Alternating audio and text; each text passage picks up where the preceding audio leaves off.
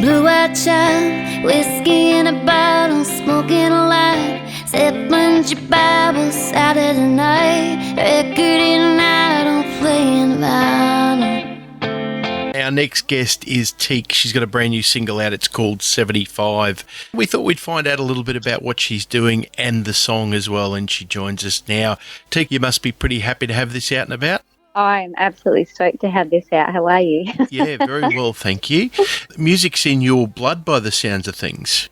I come from a very musical background. I've got my grandfather who was an old jazz musician and uncles that are teaching music. Very fortunate, I think. Tell us about what was your grandfather's playlist and then what became your playlist.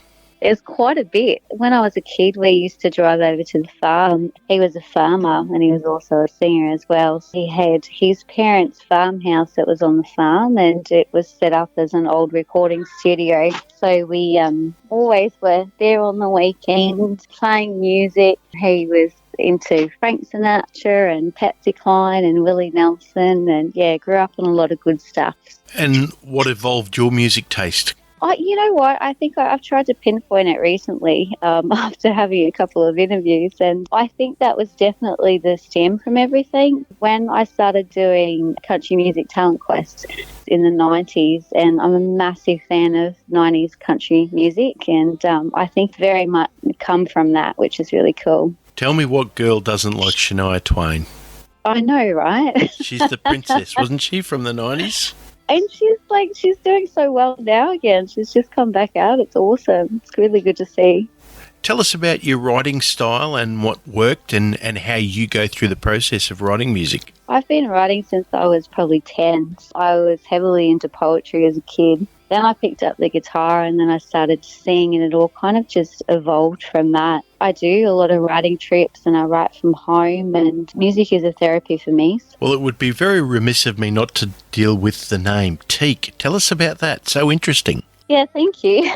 Teak is my nickname. So since I was probably 2, I've been called Teak. My real name's Tamika.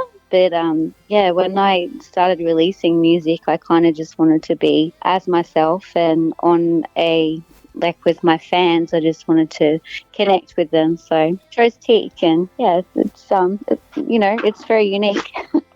Teak unique. I love it.